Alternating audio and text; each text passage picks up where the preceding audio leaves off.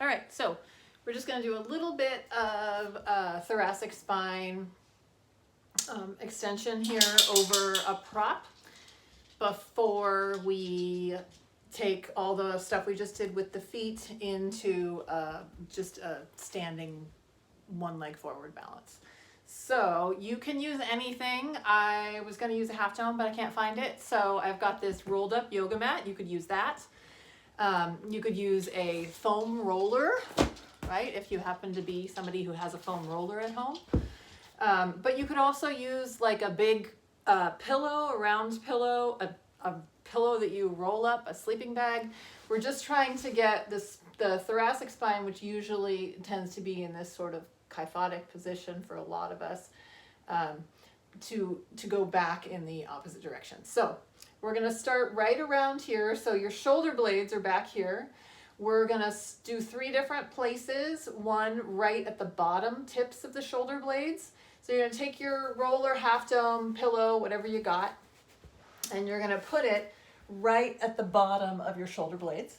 You're going to take your head in your hands, and I want you to pull your head into a little bit of neck traction. So you're going to pull the base of your skull away from your neck, as if you were pulling like a cork out of a bottle. So you're not pulling your head forward and making length in the back of your neck that way. You're pulling it like you're pulling it away from your neck. And you're just going to go back and forth and just kind of move around over to the side a little bit. The whole time, and so your ribs are going to move here. We're not being strict about the rib motion. We're being a little strict about the head motion. So the whole time I want you to lengthen the neck by pulling the base of your skull away from your neck. And you'll go back, right? And as you go back, you're not letting this happen. As you pull up, you're not letting this happen. You're really keeping length in the back of the neck by pulling the base of the skull away from the neck. And then if you're on a roller, you can just roll down, or a half dome, you can kind of squiggle down a little bit. So your body is going down towards your feet. The prop that you've chosen is now up a little bit higher, right smack in the middle of your shoulder blades. Same thing. Keep length in the back of the neck. See how far back over the half dome or roller you can get before you jut your chin forward and shorten the back of the neck. You can go over to one side, over to the other side. You can even play around with having one head under your hand and kind of stretching the other arm around. But the arm that is supporting the head, your focus really is on keeping the back of the neck long. It might make you feel like you're making kind of a double chin for yourself. That's good. That's kind of a sign that you are getting a little bit of length in the back of the neck if you feel a little bit more double chinny than usual. And then we're going to do one more spot. So you'll scooch down a little bit towards your feet.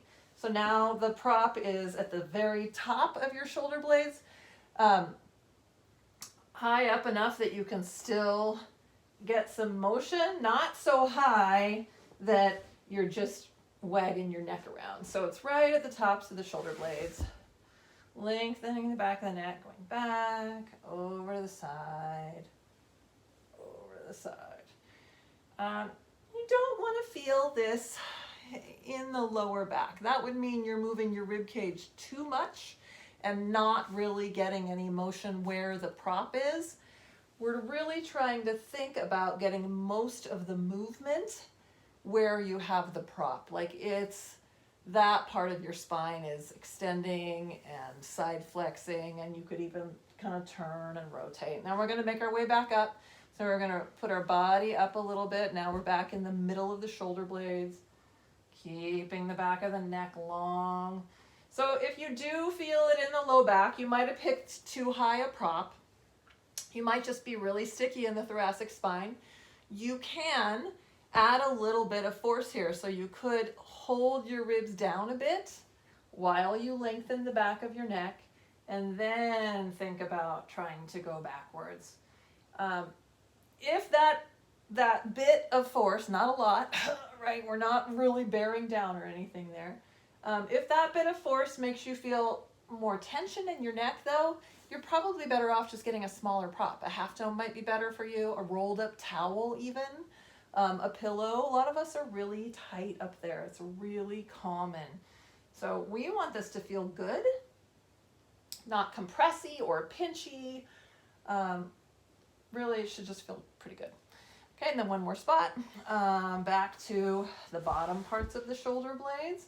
So again, I'm gonna hold my ribs down here for a second, see how it feels to lengthen the back of the neck and go back. Yeah, and I felt my ribs come up a little, but when I add force, I feel a little bit more tension in the back of my neck. So I'm just gonna let my ribs move. And I may not be getting as much thoracic spine movement, but I'm still getting some, and I'm not feeling any tension in my low back doing it this way, or discomfort. It just feels nice. Play around, side to side, maybe a little rotation. Okay? So all we did, if you did the last video, was, and if you didn't, that's fine. This is still good for you, was moving our feet around a little bit more, and then moving our thoracic spine a little bit more. So we're just going to do a little bit of one leg forward, sort of a balance, sort of putting things in a step. So we're going to stand up, and I have to make a little adjustment here. Okay.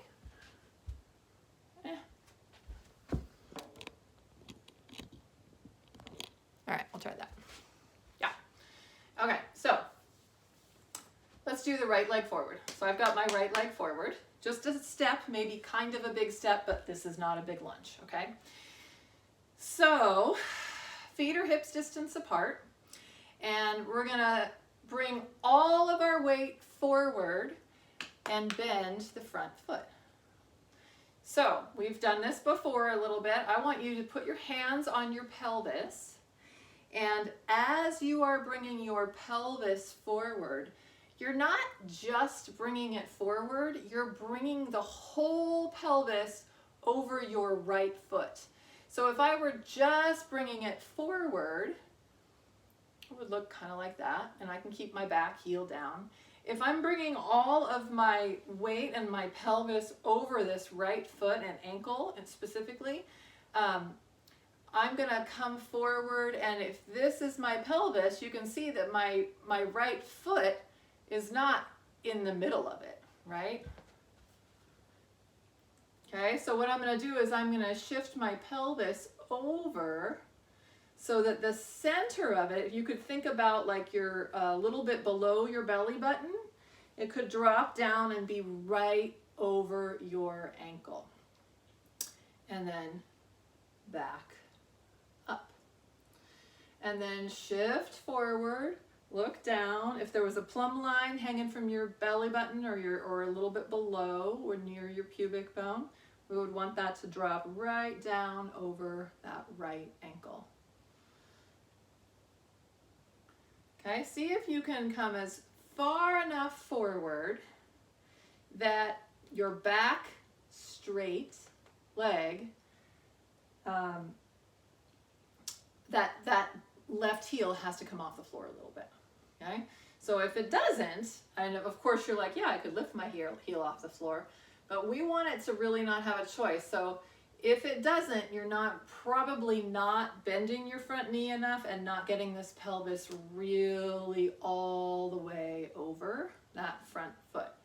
So come all the way over that front foot until, and it's the pelvis coming over the front foot. So if I don't bring my pelvis all the way over my front foot, then I can stay back here. Yeah? If I keep my ribs back here, I can stay back here. Okay? But if I am going to bring my pelvis and my rib cage and my head all stacked up all the way forward over that front foot and keep my back leg straight, then I'm not going to have a choice. That back heel is going to have to come up. My pelvis is going to have to rotate left toward my back leg a little bit, and then back up again. Okay, so just try to do that one more time. pelvis, rib cage, head, all over that front foot, bending front knee, straight back leg.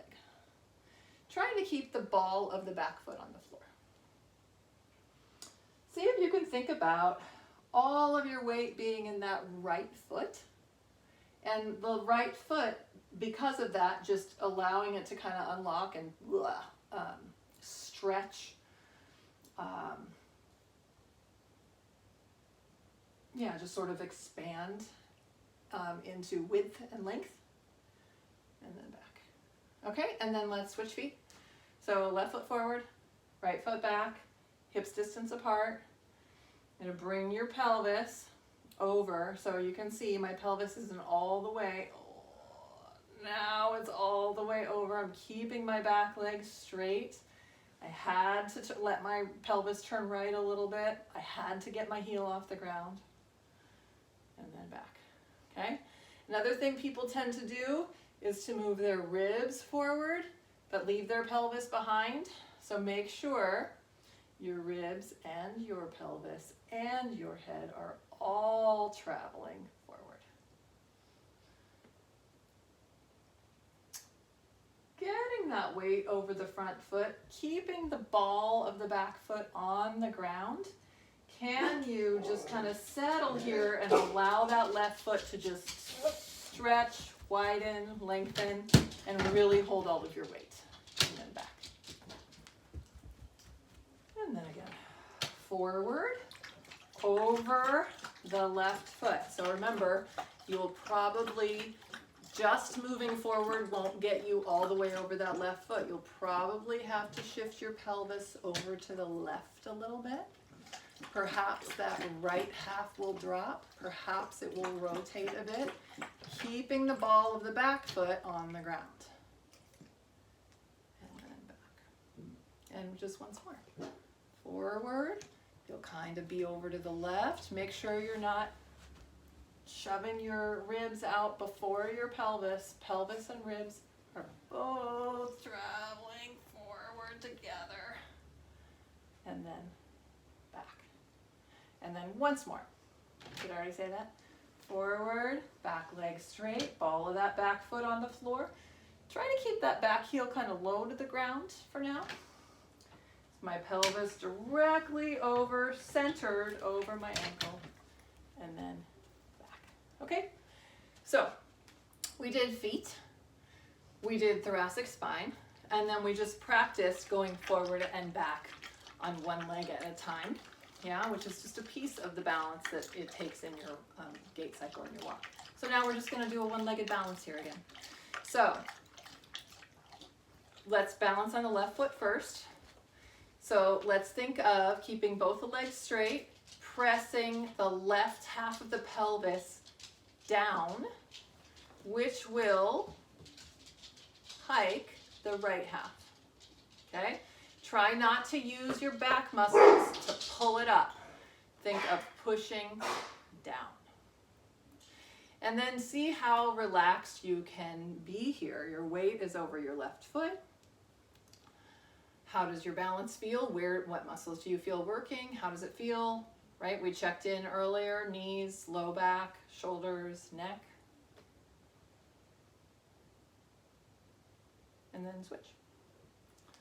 Shift your weight into your right foot.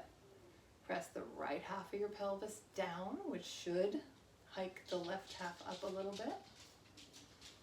How relaxed can you be?